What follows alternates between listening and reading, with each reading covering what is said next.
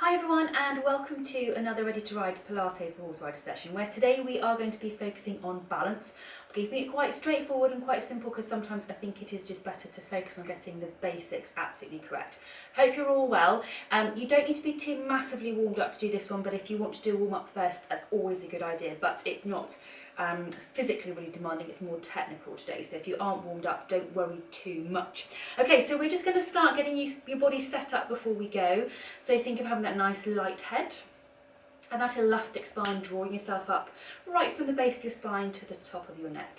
Let your shoulders drop back down and open so you relax. Make sure you're breathing into the base of your lungs and that your pelvic floor is up onto floor 3. Okay, we're going to start off with some walking, nice and simple, thinking of those opposite pairs of arms and legs, connecting those imaginary springs or ropes down from your ribs to your pelvis, watching that you're breathing nice and regularly down to the base of your lungs, and focus on keeping those ribs anchored down to your pelvis, pelvic floor onto floor 3. Okay, now we're going to change this into your lunge walking. So you need to have one foot in front of the other, and then you're going to do the same movement. So you've now got, again, opposite arms and legs on the move, but you should feel a little bit you're getting some movement forwards and backwards through those headlights. A little bit like they're moving forwards and backwards on a set of tramlines. You want to watch that you're not swinging from side to side. So keep those headlights forwards and backwards. Focus on what you're feeling through your feet. Feel the floor coming up. Okay, then we're going to swap and do the same thing with the other foot in front and exactly the same thing. Opposite arms and legs. Focus on keeping those ribs gently down towards your headlights. Pelvic floor staying onto floor 3 and watching those headlights are going forwards and back and not side to side, round the corners, whatever crazy things they might want to do. Okay, we're going to leave that one there. Bring your feet back underneath you. We're going to do a hip opening exercise. So it loosens out through your hips, but it also starts to fire up your balance mechanisms just a little bit more. So hands onto your headlights. You're bring one leg up, out, and down. Then bring the other leg up, out, and down. So yes, we're focusing on opening out through your hips, but obviously you're standing on one leg with the other leg. And this is good for really just firing up your balance mechanisms, making your brain focus on keeping still on one side as you're moving through the other side. Try to keep your upper body movements as small as you can. Doesn't matter too much, but try not to compensate for what's going on down below by doing really big movements through your upper body. Do one last one. Okay, then keep your feet back underneath you and we're going to move on to your foot series, everybody's favourite. This is a bit of a coordination challenge, but it's so good for your balance too. Check your upper body is set before you start as well, so shoulder blades back and down, shoulders level.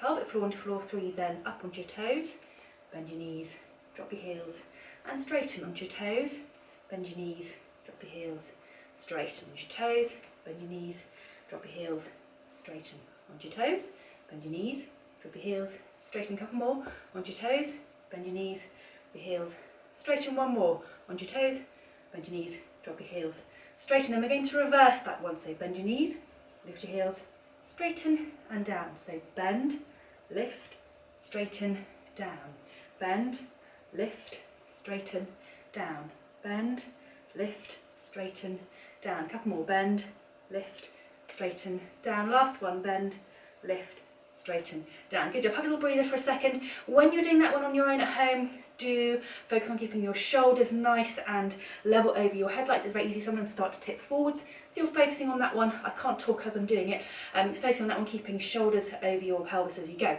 Okay, so now we're going to move on to doing your star lunges, and for this one I like having hands onto my headlights. It just gives me somewhere to put them, but also then I get a bit of feedback about what my headlights are up to. So you're going to go forwards onto a bent knee and come back up. Then you're going to go diagonally onto a bent knee and back up, sideways, back up, diagonally back, and then behind you onto that bent knee. Then we're going to go onto the other leg, so forwards, diagonal, side, diagonal, and back. Okay, simple, but I bet most of you found it really hard to go back onto a bent knee. What we tend to do is to go back onto a straight leg and then wonder what to do about the front leg. The secret with this is to go back onto that bent knee. So we're going to go off with your first leg again, forwards onto a bent knee, diagonal, side, diagonal, back onto that bent knee. Okay, off with your second leg, so forwards, diagonal, side, diagonal, back onto the bent knee. Okay, we're going to do it one more time, and this time I want you to focus on what's happening through your headlights as you're doing it. So watch that all that movement comes from your hips, all the control is coming from your feet up to your hips, and you're not moving through your headlights. So keep headlights to the front the whole way through each movement.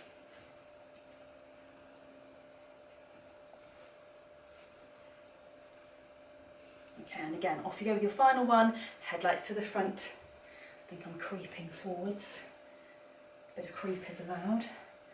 Headlights always to the front. Good job. Okay, then we'll walk on the spot, and we're going to finish off with 3. Again, they're not physically difficult, but they're technically potentially a little bit challenging. So you're going to stand onto one leg, and I'd like you now to see if you can do some squats on one leg. So the challenge with this, anything where you're really working on your balance, is keeping relaxed as much as you can. You know what it's like when you're riding, the more tense you are, the worse you ride, the worse the horse goes. That's because you block the movement, you block the body's natural ability to move. So if you're working on your balance off the horse, the same principles apply, and that way you'll get your carryover once you're riding. So keep everything relaxed and soft through your neck and shoulders. Okay, let's go on to the other leg. And only when you can do the simple ones like this, maintaining that softness and relaxation through the rest of your body, are you really then able to progress onto the more complicated ones. You've got to train your body almost to trust that your balance is there, that your coordination is there, and you can be soft and relaxed through the rest of your body. Also, if you are soft and relaxed, your body is much more able to respond to those little subtle changes that it needs to do to maintain your balance. Okay, back onto your first leg, and this time we're going to go up onto your toes. Okay, so your calf muscles are super important. We tend to think of your glutes, we tend to think of strong thighs, all those sorts of muscle groups, but actually for riders, having good strong calves are really important. Anybody who has jumped, particularly if you go cross country, you will know that you can have really burning calves after a few minutes in that 3-point seat position. And so it's really, really worth, from a stamina and a strength point of view, to work on strengthening your calves. And of course, the stronger they are, the more conditioned they are to the load that you're going to be putting through them, the better your balance will be too. So the less likely you are to fall, or hopefully lose your balance, or hopefully less likely to lose your balance, should I say, if your horse spooks or stops suddenly, anything like that. The stronger and more conditioned your calf muscles are, the better your security will be in the saddle, in a nutshell. A couple more. This is probably the hardest one. Okay, little walk on the spot, because that's pretty tricky. Okay, then for your final one, there's something really nice and simple to finish with. I say simple, some people find this hard. Don't panic if you find this really hard. It's something to build up to. Okay, so first of all, just get your balance and feel the foot. It's always really helpful to focus on the sensations you get up coming through your foot, because that gives you your focal point. And then I want you to close your eyes and see how long you can hold your balance for with your eyes closed. And the secret here is to really, once again, focus on what you feel through your foot. The more you focus on the sensations you've got coming up through your foot, the more likely you are to be able to maintain your balance. Okay, and we're going to stand on the other leg. Let's do exactly the same thing again. So get your balance first of all. Keep your knees a little bit soft. You don't want to be really locked, because again, that's going to make you rigid and block those little subtle movements that you need to be able to do. So keep the knees soft, and then close your eyes. Once again, really focusing on the sensations that you feel through your foot. Get the feedback from the floor. Allow your foot to move. It needs to move.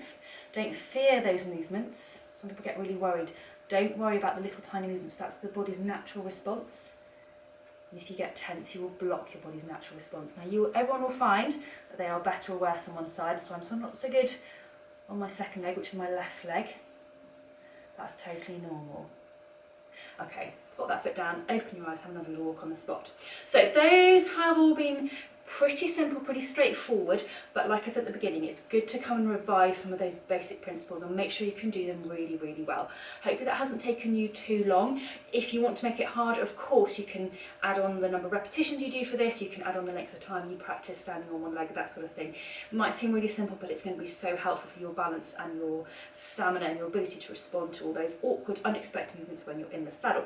I hope you found it interesting, hope you found it helpful, and I hope to see you again very soon. In the meantime, take care in these very uncertain times. Bye bye.